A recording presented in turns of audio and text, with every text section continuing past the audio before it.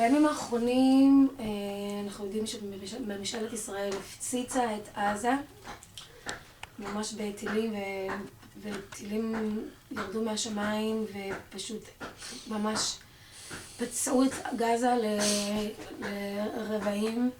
הרבה אנשים מתו, אנשים, ילדים, וכל זה בכדי למצוא את איסמעיל הניה, שהוא ראש ממשלת החמאס, ובעצם לנסות להתנקש בחייל.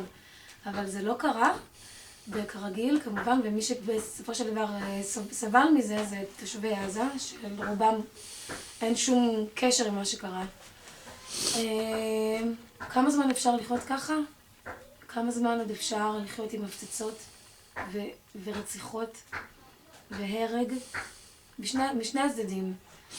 מכל מבצעי החיסול שישראל עושה נגד עזה לא עוזרים, שום דבר לא יוצא מזה, להפך, הטרור רק הולך ומתחזק. ואיפה הפתרון? מה עושים? לאן ממשיכים עם זה? איך אפשר בכלל להגיע למצב של שלום, אם אפשר? Okay. Now, can you tell our non-Hebrew speakers out there approximately what you just said? So basically, I was just talking about over the past week, Israel had been bombing Gaza again in a massive way of bombing with Air Force and just rockets and soldiers coming into Gaza and basically shooting and killing. The whole thing, this whole operation that Israel was trying to do with Gaza was basically to find Ismail Hania, which is the governor of Gaza, and of course he never got killed, but everybody else around him did, and that's what usually happens. And with bombing like that, everybody else get to suffer besides the person who was supposed to be found and killed. I don't think that I just don't know what's gonna happen. How long can we go?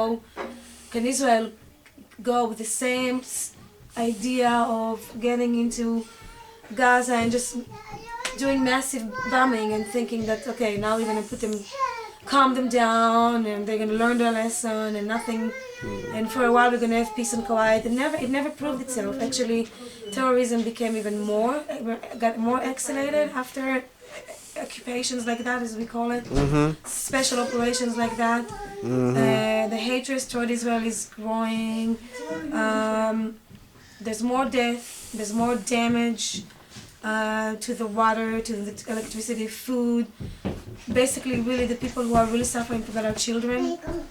And children, yeah. And other women, children, women, and other adults who had nothing to do with, unfortunately, the political war that's happening there.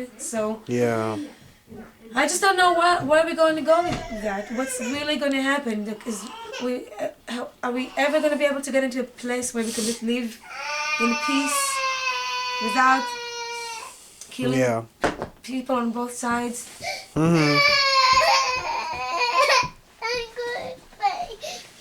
את לא יכולה להיכנס לשם, כי לשם יש שם מחשב. It's very sad. מה אתה רוצה? יש לי פה מי מלא. יש לך פה את כל המשחקים שם.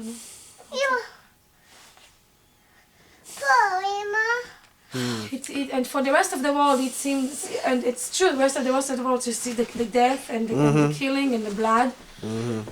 So, without any mercy that Israel showed over these people, and when Israel claimed, the news makes us look bad, and all the government, all the people around the world, the broadcasting, the news make us look bad. It's actually, it's not that they're making us look bad. We are really bad.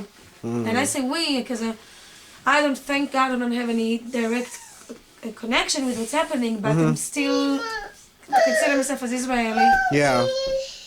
And I'm really ashamed of that. I really am ashamed, and painful, and it's... Yeah. how does that make you feel as Yeah, follow me to the kitchen. Sure. Yeah. All right. Okay. How does it make you feel as a Jew? Well, first, I don't consider myself as Jew like the rest of the people in Israel or in America. Okay. I'm a different kind of Jew. Okay. Because my mind is open to other things, not just... I love Judaism and I think it's beautiful. There's lots of beauty in Judaism, and if you really learn the depth of it, you learn the beauty and the logic, actually, that this religion makes a lot of sense. But the way things running right now in Israel and in America is completely disconnected from that deep knowledge, from that deep understanding. So I don't see myself, even if I come from a very spiritual life. I grew up with a family that was we did a lot of, the spiritual life was very intense, and we did the Shabbat, and we celebrated the holidays, and we always talked about, we read the Bibles, and we tried to analyze it, and we didn't go deep. But still, I don't consider myself like my parents, because my parents only see themselves as Jewish and nothing else. Yeah, really. I see what you're saying. Saying that the Jewish identity is more important than the human identity. Yes. To many Jews. Yes, the Jewish, exactly. And we could say that for all the religions, not just for Judaism. Yes. But since the issue in Gaza has mostly to do with, a Jewish versus Muslim question, it's important it's important to people to understand that there are people of all faiths who see the human being or the human angle as being as important, if not more important, than their individual identities within those religions. Yes. Yeah. Okay. You see, in Judaism, you actually, if you really learn Judaism to the depth, you learn a lot about individualism and the way a person's supposed to handle himself as he or she go through life. In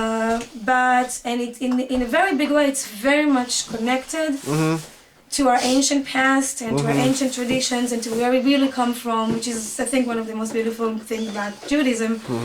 And the way we treat the land, treat our animals, and the way we treat each other, and the way within larger group of community or within our personal life, in a personal relationship, a man and a woman. There's a lot of wisdom, massive amount of wisdom into that aspect of Judaism. But again, I think modern Judaism is basically corrupted, and the way people just, it's basically all about greed right now. I mean, when Judaism started, there was the whole thing with money the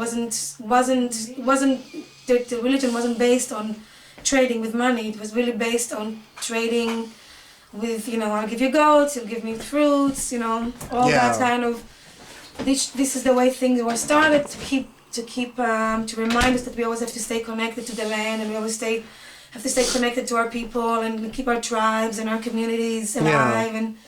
And Israel, this basically, the major change is actually since, I would say about 15 years ago, is where, and we can see it very brightly, the way the kibbutzim went through the changes, the kibbutz, from being pure communism and pure equality between everybody, and everybody gets the same part of the pie, everybody eats the same thing, and everybody's sharing dinners and going to work and working for the community, working for the kibbutz.